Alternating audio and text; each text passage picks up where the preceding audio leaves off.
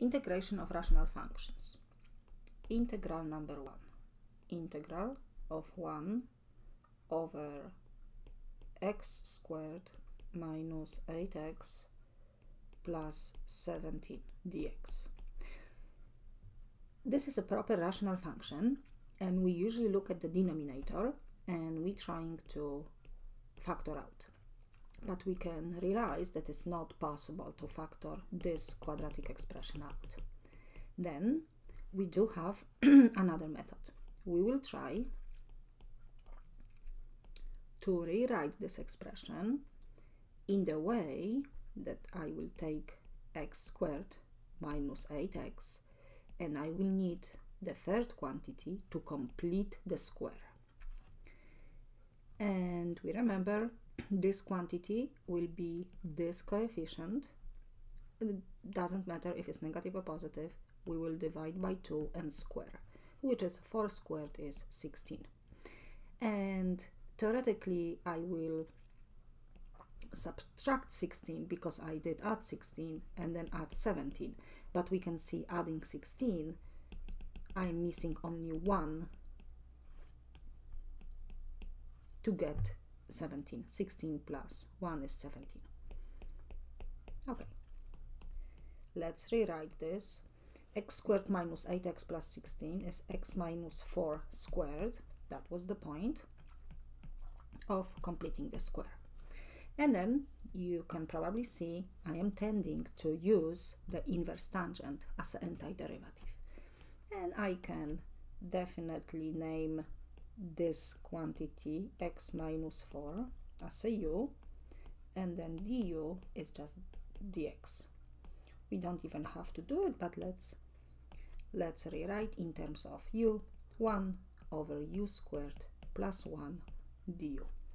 The antiderivative, the integral of this, is inverse tangent of u plus the constant of integration. And since we don't have the limits of integration, instead of u, I will substitute back x minus 4. Okay, this is the final answer. Let's take another one. Integral number 2. 1 over x squared plus 6x plus 13. You can probably assume that it's the same type, but I have my rational function, my proper rational function, quadratic expression in the denominator. I will always try to factor out, but we can see it will be not possible to factor out. Discriminant is negative. We don't have roots of this quadratic expression. That means we know that the other method is to complete the square. X squared plus 6x, and I have to add the third quantity, which we remember, this coefficient divide by 2 and square. 3 squared is 9. Adding 9, I still have to add 4 to get 13. Let's rewrite 1 over x plus 3, because we need square root of this squared, and plus 4. Okay, that means this time is similar situation, but we do not have 1, we have 4. And I can remind you a formula. Maybe I can write here. If we have x squared plus a squared dx, the antiderivative is still inverse tangent, but x is affected by a this way, and the whole function is affected by a, which means 1 over a, x over a. Okay, and I can still try the u substitution if you like. If probably we can see this a little bit easier. Du is dx. My integral in terms of u, it's 1 over u squared plus 4 du. And now having 4, actually I can rewrite that 4 as a 2 squared. That means the antiderivative is inverse tangent of u over 2 and 1/2. 1/2 inverse tangent of x plus 3 over 2, because I just rewrite x plus 3 instead of u. Okay, and I have one more integral for you, the same type integral of the rational function x squared minus 10x plus 26, and actually on the top, in the numerator, I don't have a constant one, I have another function, 2x.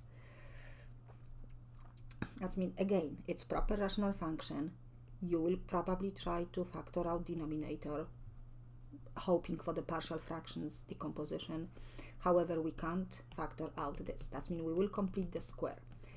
But completing the square, we're thinking about inverse tangent as an antiderivative.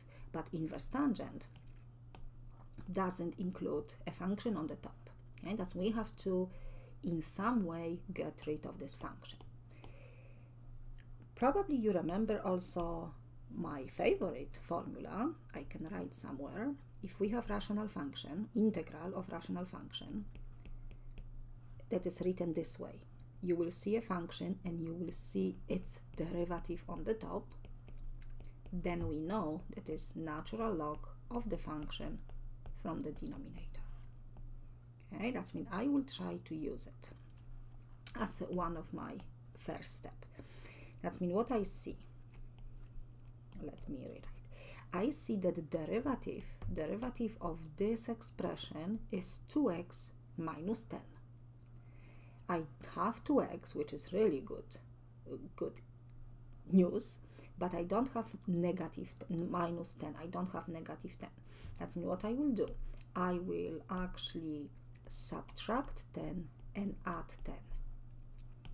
And now I will keep 2x minus 10 only, plus 10 on the other fraction, which is the same denominator, dx.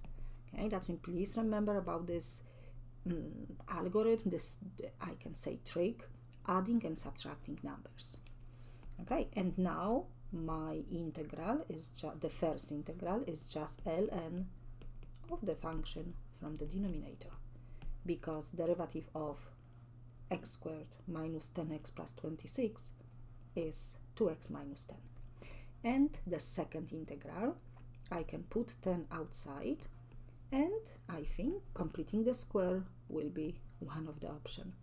X squared minus 10x, and adding the third quantity, I will divide by 2 coefficient of x and square, which is 25. And then I had 26, I have to just add 1. Okay, I will copy this, 26, and then we don't need this anymore. I have 10, and then 1 over x minus 5, because it's 25, 5, and negative square, of course. And the final answer is natural log of the original function from the denominator, and then this integral, the antiderivative, is just inverse tangent of x minus 5, and yeah, no coefficient because we do have 1, that means no extra coefficient, plus the constant of integration. Okay, I can nicely box the final answer for you. That's the end. Thank you.